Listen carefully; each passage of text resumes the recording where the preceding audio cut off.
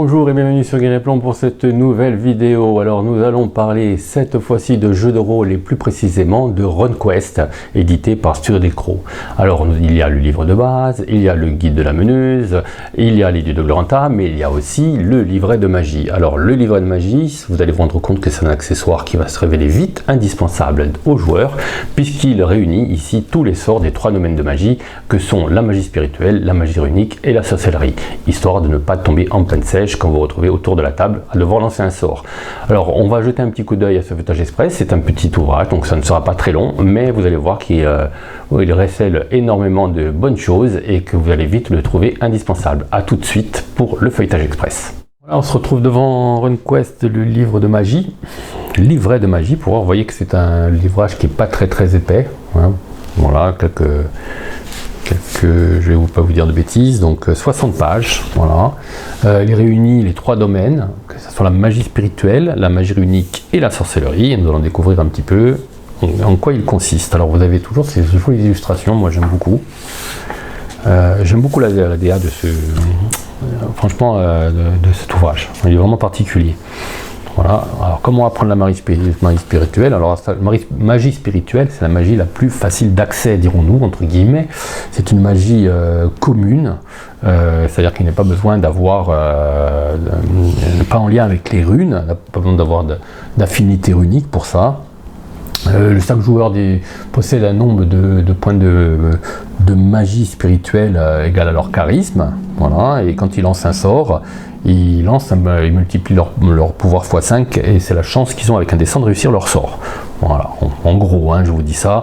Par contre, il y a des résistances à chaque fois, pouvoir contre pouvoir, pour savoir si le sort, si la cible ne résiste pas.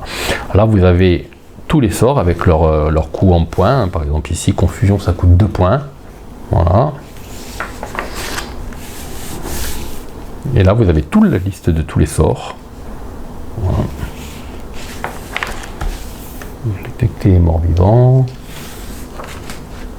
Alors, vous voyez que on va dans le vif du sujet. Hein. Il n'y a pas de... C'est vraiment une aide de jeu. Hein. Ça ne s'allonge pas en commentaire. Vous avez le sort, le coût en points, les caractéristiques toucher temporaire passif ou toucher instantané, etc. Et c'est tout. Là, on passe à la magie runique. Alors, la magie qui sont liées à votre culte ou à vos cultes, si vous pouvez toujours adhérer à plusieurs cultes, et avec les affinités avec les runes. C'est des sorts qui sont plus puissants. Pour acquérir un sort, on doit sacrifier du pouvoir pour acquérir un sort spécial, et à chaque fois pour acquérir des sorts, on doit dépenser du pouvoir. Voilà. Voilà. Alors, vous avez tout un système de sacrifice, etc. Pour lancer le sort, il faut que vous lanciez un dessin et que vous fassiez un jet inférieur ou égal avec l'affinité runique qui partage avec ce sort. On va voir que vous avez ici les affinités runiques. Voilà. Alors, il y a des sorts de magie runique communes et des sorts de magie spéciaux qui sont liés à différents cultes. Voilà. Alors, on le voit, c'est spécifié ici. Voilà. Alors là, vous dépensez des points de magie runique, voilà, qui ne peuvent être récupérés que par la prière, le don aux dieux, etc. Vous voyez que c'est des sorts qui sont plus coûteux en temps, mais aussi en pouvoir. Vous en avez quand même pas mal.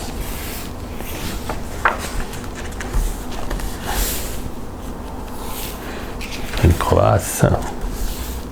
Alors ça, vous voyez que vous avez dispersion de la magie, c'est un sort commun, il est signalé par la rune. Là. Divination, pareil. Voilà. Certains sorts, c'est des rituels, donc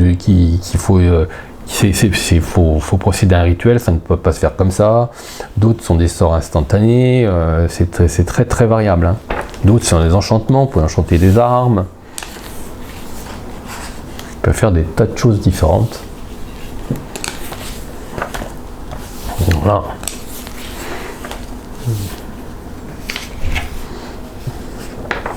Convoquer les esprits ancestraux. Ici, vous avez la table.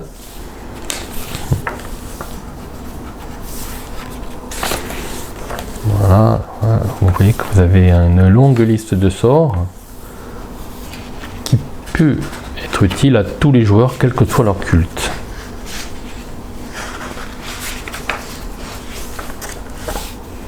Et vous pouvez même concevoir vos propres sorts uniques. Il y a le processus.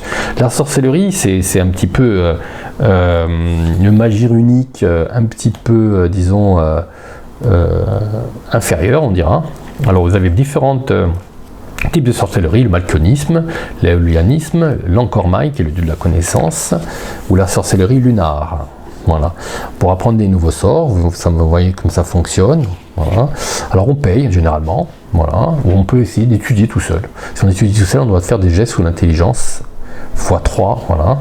Et le pourcentage de départ, c'est un pourcentage, c'est égal à votre D6 plus le bonus de catégorie de la compétence associée. Alors, là, vous pouvez créer de nouveaux sorts, et là, vous avez les listes des sorts et les runes à laquelle elles sont associées. Voilà. C'est un peu le même principe que la magie runique, sauf qu'elle est un petit peu moins puissante.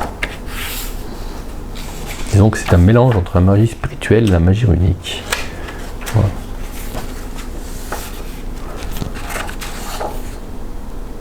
Mais ça, vous l'avez tout ça évidemment dans le livre de base, hein, voilà, pour en avoir plus de détails. Voilà.